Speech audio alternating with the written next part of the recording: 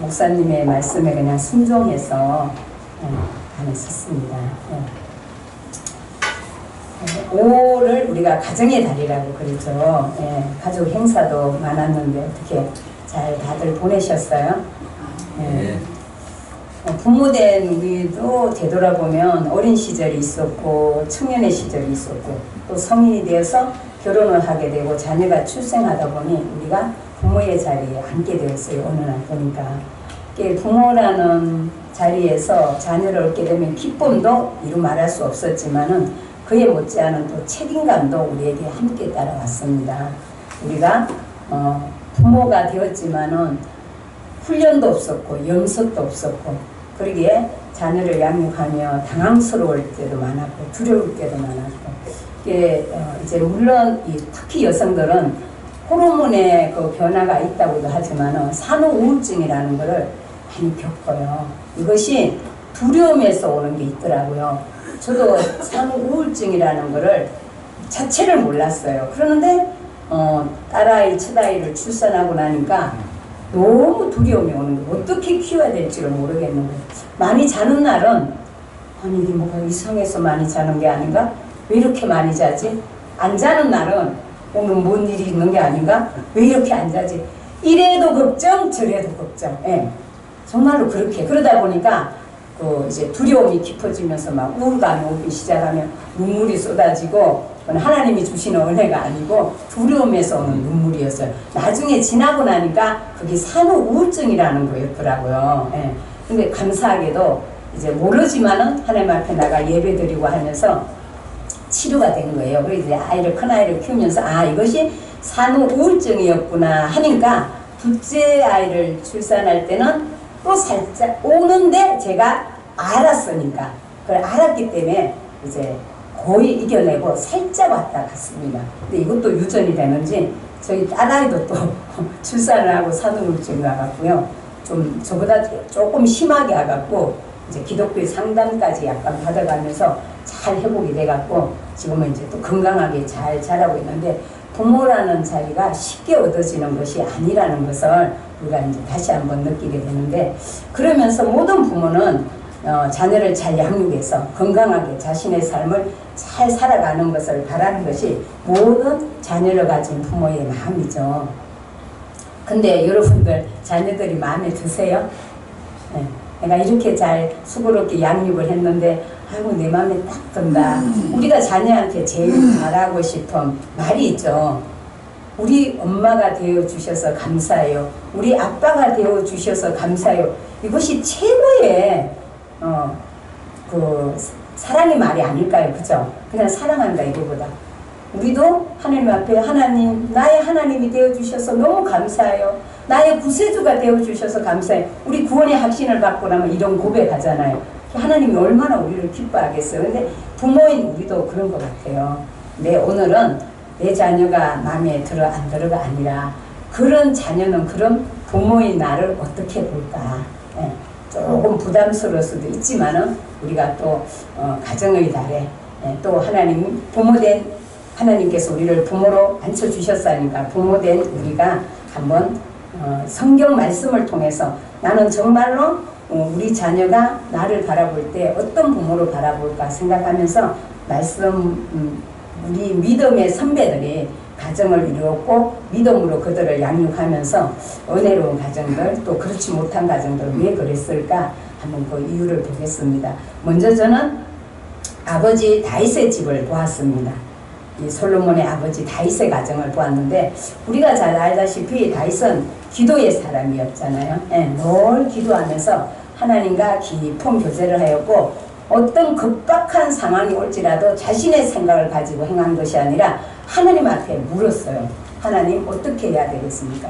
그러면 이 다윗은 하나님이 어떤 분인 걸 정확히 아는 거죠. 아무리 내 생각이 좋을지라도 아무리 내 생각이 훌륭해도 하나님의 생각만은 못하다는 걸 늘 알았기 때문에 하나님 앞에 기도했고 하나님의 지시와 응답을 받고 행동했기 때문에 다윗의 삶에는 하나님 앞에 기도한 대로 행할 때는 모든 것이 은혜였고 축복이었죠.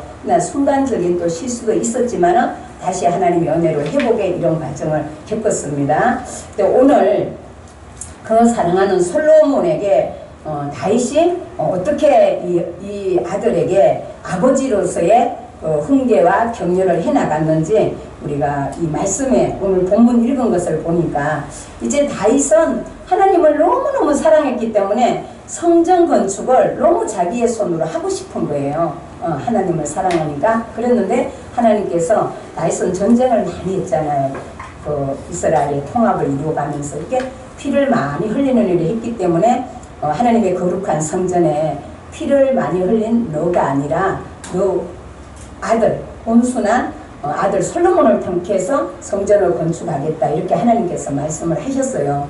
그럴 때 자기는 너무나 하고 싶었지만은 하나님의 뜻을 알기에 내려놓았고 솔로몬에게 그 성전 건축이 이루어지게 자기의 생각을 내려놓았고 그것으로 끝나는 것이 아니라 5절에 보니까 다윗이 이르되 내 아들 솔로몬은 어리고 미숙한데 하나님의 성전을 건축할 성전은 극히 웅장하고 만국의 명성과 영광이 있게 하여야 할지니라. 내 아들은 어린데 그래서 하나님의 성전은 아무렇게나 지어지면 안 되는 것을 알기 때문에 다윗은 죽기 전에 자기의 삶이 얼마 남았는지를 대충 알면서 죽기 전에 많은 것을 준비하였더라. 여러분들은 살아가면서 지금 뭘 준비하고 있어요? 자녀들을 위해서? 열심히 돈 벌어서 집안채는 해주고 가야지, 유산으로 뭘 물려주고 가야지 이 생각하고 계셔요. 저는 죽기 전에 많이 준비하였다는데 생각이 많이 묵상을 하게 되었어요. 저도 지금 어떤 준비를 물론 나름대로 기도하며 하지만은 이 다윗같이 그냥 생각으로가 아니라 막연하기가 아니라 철저하게 어떤 자녀들을 위해서 내가 이 세상을 떠나고 날 때 준비된 것이 무엇으로 해야 되나 그것을 많이 생각을 하면서 영적으로 많이 이제 생각을 하게 됐습니다. 많은 건축 자재와 그 물품 들어가는 거 이런 것을 많이 준비를 하면서 그 아들 6절에 보니까 다윗이 그의 아들 솔로몬을 불러서 이스라엘 하나님 여호와를 위하여 성전 건축하기를 부탁하면서 다윗은 이제 어떻게 얘기를 했냐면 여호와 하나님께서 네게 대하여 말씀하신 대로 여호와의 성전을 건축할 것을 당부합니다. 솔로몬이 왕이 될 때가 약 20세쯤 된다고 해요. 그러면은 지금 아직 왕이 안 됐기 때문에 준비 단계이기 때문에 그걸 이해하잖아요. 나이로 볼 때에 그러는데 그 젊은 아직 연수한 여기 어리고 미숙하다고 했잖아요. 그러니까 자기의 생각대로 자기의 편리한 대로 성전을 건축할 수도 있잖아요. 그러니까 다윗은 철저하게 하나님이 말씀하신 대로 여호와 하나님이 말씀하신 대로 건축할 것을 당부를 합니다. 솔로몬 아들에게. 그리고 또 지혜와 총명으로 이스라엘을 다스리는데 여호와의 하나님 말씀을 지켜야 된다. 하나님의 말씀을 지키는 것만이 너에게 하나님이 지혜와 총명을 주시고 이 나라를 잘 다스릴 수 있게 하시며 거듭도 부탁하는 것이 형통하게 되는 것 역시도 하나님의 말씀을 잘 지키는 것이다. 그리고 강하고 담대해라. 어떤 세상적인 것을 요구하시는 것이 아니라 하나님의 사명을 맡은 솔로몬에게 성전을 바르게 하나님이 원하시는 대로 지어야만이 그것이 솔로몬 왕에게도 그 삶의 축복임을 알기 때문에 신앙생활에 또 특히 담력은 필수죠. 더구나 어리고 미숙한 솔로몬에게는. 또 우리 역시도 신앙생활할 때 세상의 유혹과 사탄의 방해 여러 가지 어려움들이 있는 이 세상에서 우리가 담력 있게 신앙생활을 해나가려면 하나님의 말씀을 붙드는 것 외에는 없습니다. 목소리 크다고 담력 있는 게 아니고요. 하나님의 말씀을 붙든다는 것은 하나님이 나와 함께 하심을 믿는다는 것이죠. 그러기에 우리는 사람들이 볼 때는 뭐 외소해 보이고 작아 보여도요. 하나님을 믿고 나가는 사람 앞에는 당할 사람이 없는 거예요. 그래서 담대함이 있는 것이죠. 이렇게 다윗은 죽기 전에 자기의 생명이 다해갈 때에 사랑하는 아들에게 철저하게 하나님의 성전 건축을 온전히 지어줄 수 있도록 부탁하고 자기가 할 수 있는 대로 또 그 자재와 물품을 준비하는 그런 것을 봅니다. 그리고 또 왕상 2장 2절에서 4절을 한번 보겠습니다.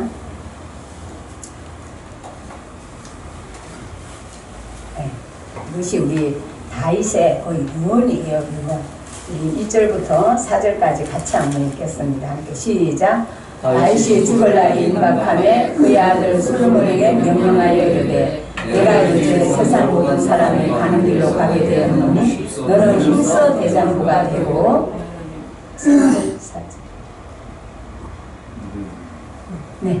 내 하나님 여호와의 명령을 지켜 그 길로 행하여 그 법률과 규명과 율례와 정벌을 모세의 율법에 기록된 대로 지키라. 그리하면 내가 무엇을 하든지 어디로 가든지 형통할지라.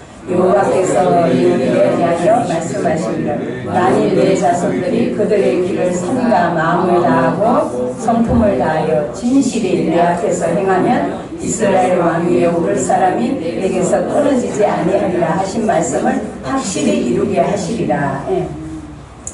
이 다윗이 죽을 날이 임박할 때에 사실은 할 얘기가 얼마나 많겠어요. 다윗이 워낙 하나님의 은혜 가운데 하나님이 은혜를 주셨기 때문에 주변의 모든 이방 나라들이 세금을 바치고 다윗에게 엎드리고 이런데 만약에 다윗이 죽고 나면은 이제 솔로몬 왕이 집권을 하면 어리고 약하기 때문에 자기들이 이스라엘의 그 압력 속에서 벗어나기를 얼마나 이제 몸부림치겠어요. 그런 걸 다 알면은 다윗이 전쟁에 관한 거 이런 걸 많이 얘기할 수도 있고 다른 거 전술에 관한 거 전쟁을 많이 했기 때문에 다윗은 그럼에도 불구하고 다윗은 마지막까지 네가 정말로 승리하는 길, 형통하는 길 왕이 되어서도 형통하게 바르게 이 나라를 옳게 이끌어가고 왕으로서의 그 존재감을 확실히 하려면은 하나님 말씀밖에 없다는 것을 다시 거듭 말씀합니다. 오늘 지금 역대상 22장 우리 오늘 5절에서 13절에 읽은 그 말씀이나 지금 다윗이 죽을 날이 임박하여서 유언과 다름없는 말씀을 하는 거하고 일맥상통합니다. 예, 같은 말씀이에요. 그리고 여러분들 이 말씀을 읽으면서 또 기억나는 게 없으세요? 여호수아가 모세가 죽고 그 앞에서 자기들의 스승이신 모세가 죽고 가나안 땅을 정복해야 돼요. 여호수아가 얼마나 두렵겠어요. 그 전까지는 모세라는 지도자가 있었잖아요. 윗사람이 있었는데 이제는 여호수아가 그 앞에 모세의 자리에 나가서 가나안에 들어가서 그 원주민들과 전쟁을 해서 싸워야 그 땅을 차지해야 되는 거예요. 하나님이 주신 은혜와 축복이지만은 거저먹는 것이 아니고 싸워야 되는 거예요. 싸워야 되는 거 얼마나 두렵겠어요. 그럴 때 하나님께서는 여호수아에게 전술이라든가 이렇게 싸우라 저렇게 싸우라가 아니라 그때 역시도 하나님의 말씀을 네가 묵상하고 온 그 말씀을 굳게 잡고 나갈 때에 네가 어디로 가든지 무엇을 하든지 형통한다. 좌우로 치우치지 말고 하나님의 말씀을 붙잡으라. 그것이 가나안에 들어가서 그 백성들 원주민들과 전쟁에 싸워 승리하는 비결이에요. 그 말씀에 하나님의 말씀을 붙잡고 사는 것은 구약 때나 신약 때나 현재나 우리는 똑같은 줄 믿습니다. 예, 우리가 지금도 승리하는 길에 하나님의 말씀을 붙잡을 때 지혜를 주시고 하나님의 말씀을 붙잡을 때 능력도 주시고 담대함도 주시고 그래서 우리가 승리하는 삶이 될 줄 믿습니다. 이렇게 아버지 다윗을 통하여서 하나님의 말씀에 훈계를 돕고 또 때로는 격려를 받고 이랬습니다. 그래서 이제 솔로몬 왕이 왕의 자리에 올라갔죠. 왕의 자리에 올라갔을 때에 그 왕상 3장 6절에 보면 3장 6절을 우리 함께 읽어보겠습니다. 시작. 솔로몬이 이르되 주의 종 내 아버지 다윗이 성실과 공의와 정직한 마음으로 주와 함께 주 앞에서 행함으로 주께서 그에게 큰 은혜를 베푸셨고 주께서 또 그를 위하여 이 큰 은혜를 항상 주사 오늘과 같이 그의 자리에 앉을 아들을 그에게 주셨나이다. 이게 솔로몬 다윗의 아들인 솔로몬이 하나님 앞에 고백하는 거예요. 아버지를 생각하면서 아버지 내 아버지 다윗이 성실하고 공의와 정직으로 한 마음으로 주님 앞에 행했다네요. 이게 아들 솔로몬이 아버지 다윗이 하나님 앞에 어떻게 살아왔는가를 봤다는 거죠. 보면서 고백을 하는 거죠.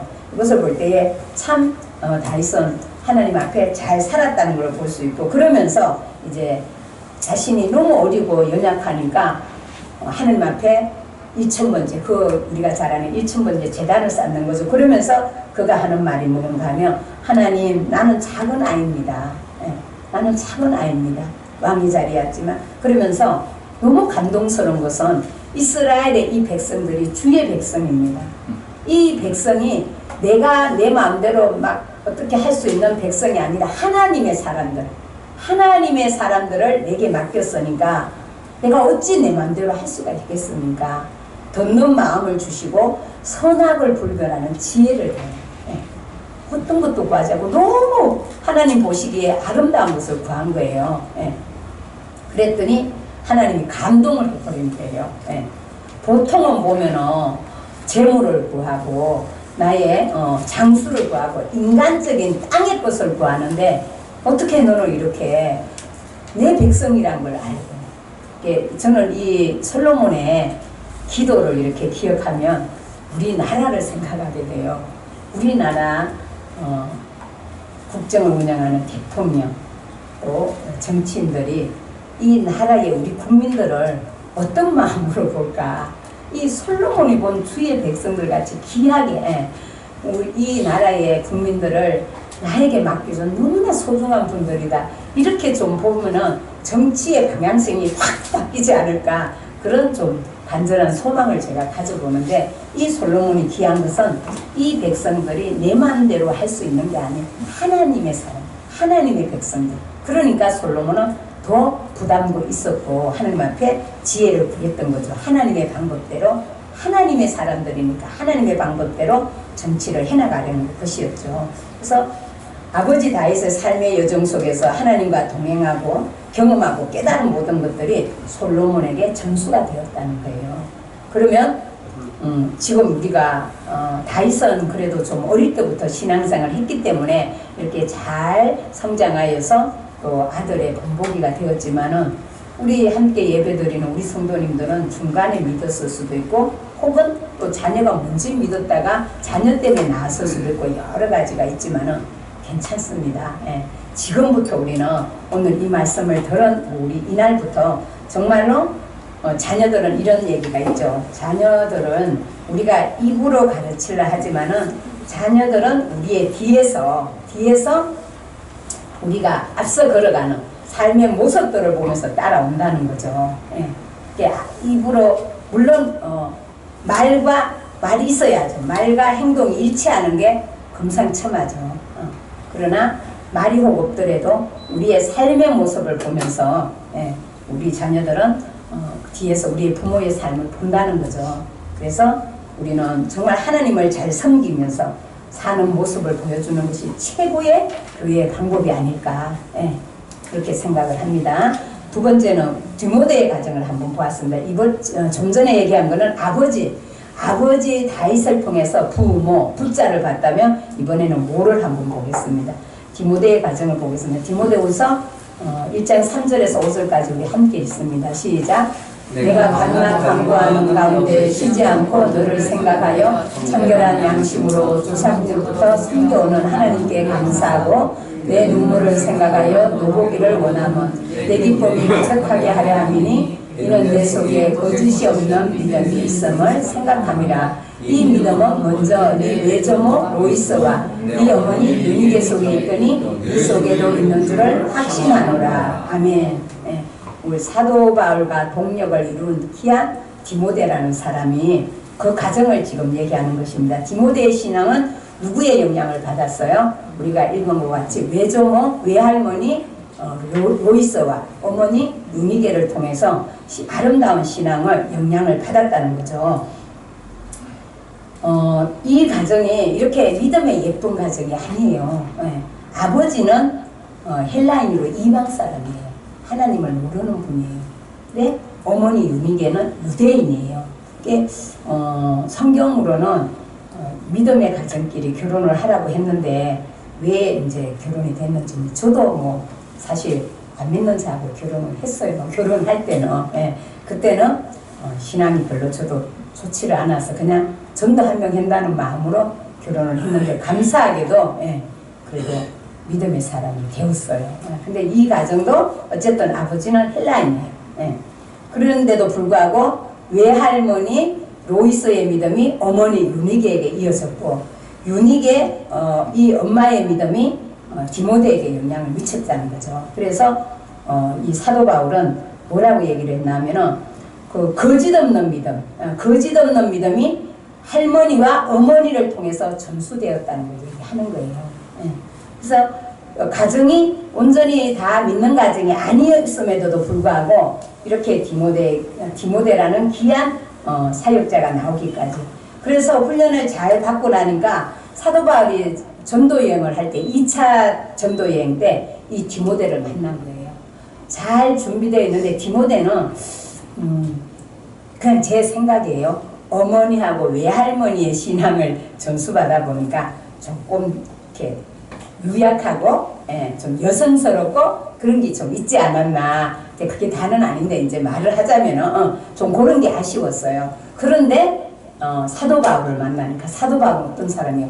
열정의 사람이었잖아요. 그렇게 만나니까 잘 기초신앙이 준비된 디모데였기 때문에 기름을 확 부어주는 게 된 거죠. 기초가 됐기 때문에.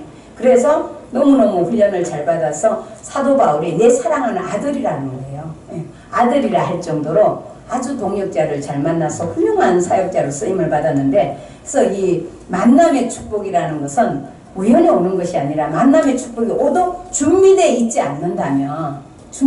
않는다면 이런 은혜 속에 들어갈 수 있을까 싶은 게, 우리가 하나님 앞에 믿음으로 준비되어 있다면 혹 내가 그것을 내가 못 이루는 능력이 안 된다면 하나님은 하나님의 방법으로 역사를 하신다는 것을 우리가 오늘 성경에서도 볼 수가 있습니다. 그래서 준비된 자에게는 하나님의 방법으로 하나님의 때에 역사한다는 것을 이 디모데의 가정을 보면서 저희는 알 수가 있습니다.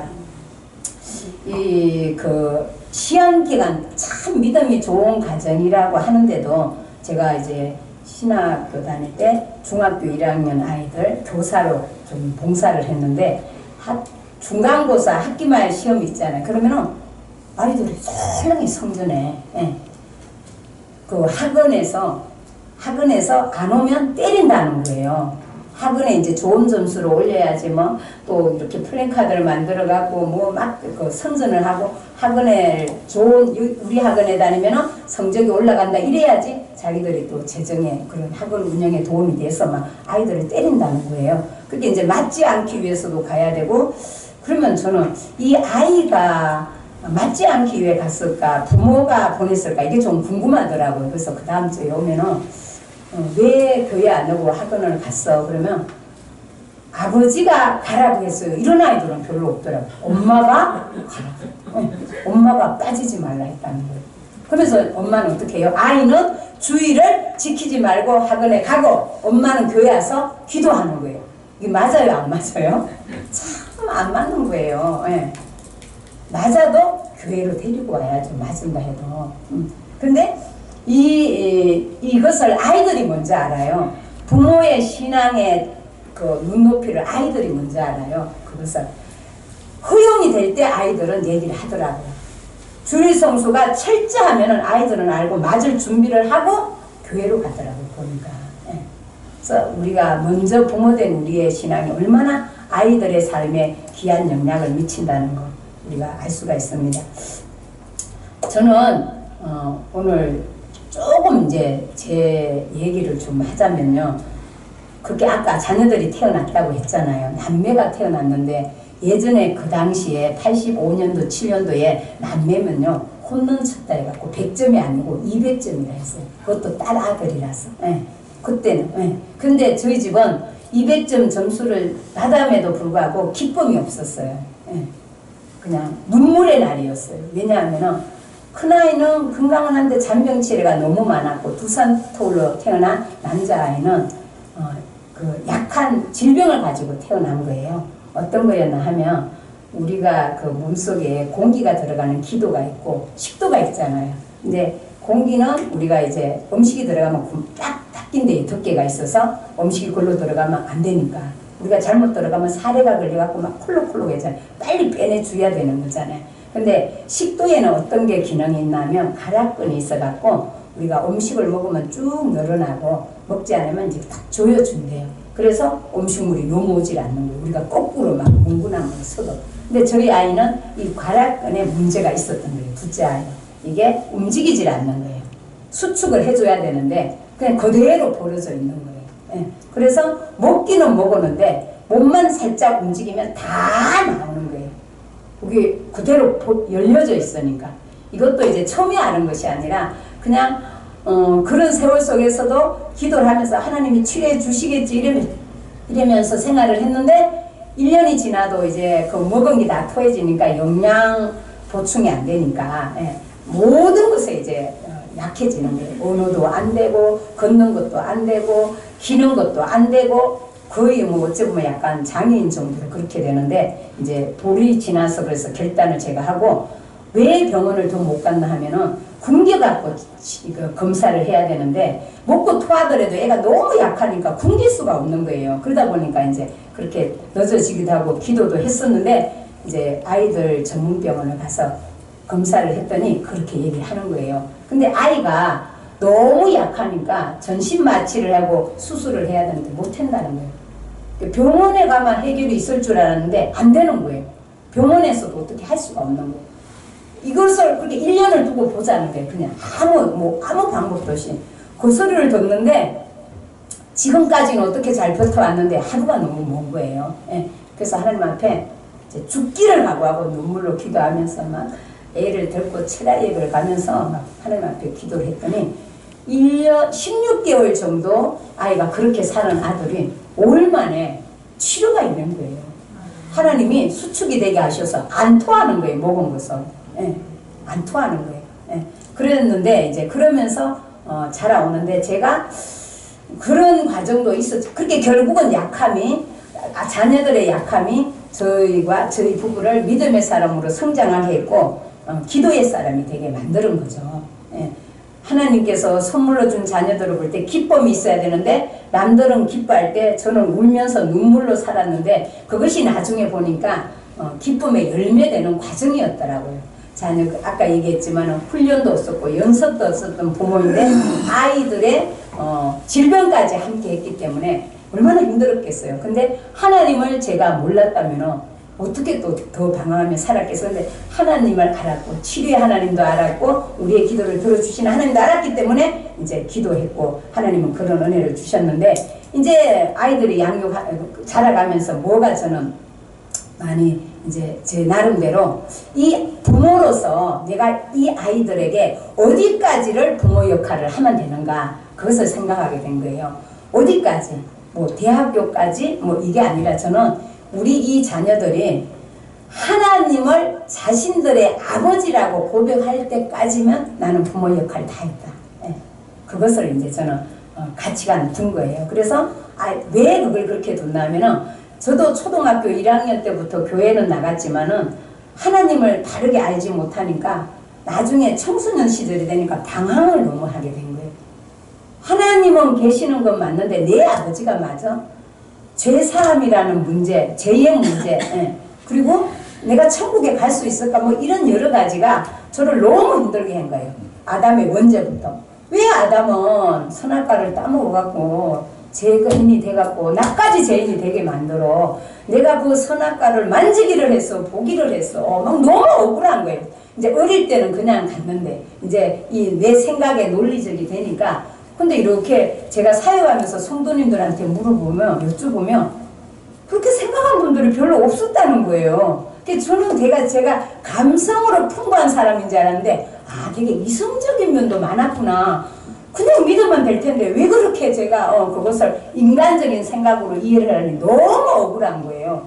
왜 내가 죄인이 돼야 돼? 이러면서 막 억울했는데 이제 그래도 하나님 곁을 떠나지 않고 하나님의 자리에 있다 보니까 성령께서 역사하시니까 그것이 다 믿어지고 깨달아지고 내가 오늘 죽어도 이제 나는 천국 갈 수 있다는 구원의 확신이 오니까 제가 우리 자녀들도 이렇게 저같이 방황에 교회는 가고 있지만은 이 정신적인 방황의 시절을 겪게 하면 안 되겠다 싶어 갖고는 어쨌든지 간에 이제 믿음의 생활을 하게 하려고 기독교 세미나 기독교적 세미나가 있는 데는 열심으로 뛰어다녔어요. 모르니까 학교에 침학바람은 안 일으켰지만은 믿음으로 키우기 위해서는 열심히 좀 제가 약간 극성 맞을 정도로 다니면서 모르니까 배워서 또 우리 가정에 맞게 그것을 적용해야 되니까 그렇게 이제 하면서 어찌든지 하나님 얘들이 세상으로 나가지 않게 해달라고. 나 같은 그런 시절이 청년의 그 귀한 청년의 시절을 방황의 시절로 만들지 않게 해달라고 그렇게 열심히 기도하면서 하나님 옆에 간구했더니 정말로 감사하게도 하나님을 떠나지 않고 그렇게 이제 믿음의 생활 하는데 늘 그래도 제 양에는 좀 안 차는 거죠. 하나님이 볼 때 저도 양이 안 차겠지만은 저 역시도 자녀들의 믿음의 삶을 이제 양은 안 차지만 그래도 지지하고 기도하고 이렇게 나갔는데요. 이번 어버이날 때 아들하고 며느리가 왔어요. 왔는데 이렇게 예쁜 카드를 하나 가지고 왔어요. 이렇게 예쁜 카드. 예전에는 뭐 어버이날이라든가 결혼기념일 때 뭐 손편지를 잘 써주더니 이제 요즘 어느 날부터는 딱 끊어졌죠. 근데 정말 오래간만에 이렇게 양쪽에 손편지를 받았어요. 오른쪽, 왼쪽은 아들, 오른쪽은 며느리인데 제가 왜 이걸 잠깐만 얘기하려면 그만한 상황이 있거든요. 이렇게 했어요. 아들은. 사랑하는 어머니께 어버이날을 맞이하여 저희의 사랑과 감사를 전합니다. 저에게 삶의 본과 신앙의 본질을 항상 알려주셔서 진심으로 감사합니다. 저희도 더욱 성숙해지고 굳건한 믿음을 가져나가겠습니다. 어머니가 저희 어머니가 되어주셔서 감사합니다. 항상 사랑하고 존경합니다.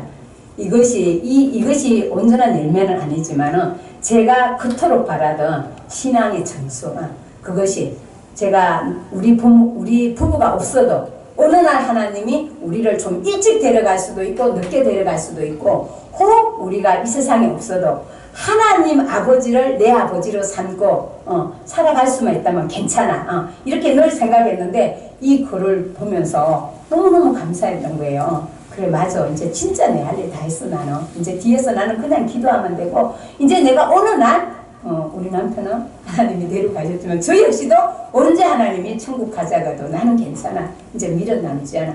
이런 게 너무너무 감사한 게 그래 눈물로 기도를 했는데 이렇게 아들의 그 마음에서 이런 고백이 나오니까 너무너무 제가 감사하고 하나님 앞에 너무 감사했어요. 그 며느리는 뭐 한 이제 3년 돼 가지만은 또 이렇게 썼어요. 사랑하는 어머니께 어버이날을 맞아 감사와 사랑의 인사드려요. 언제나 하나님의 말씀과 지혜를 구하시며 삶으로 본을 보여주시는 어머니 옆에서 늘 배우고 담고자 노력합니다.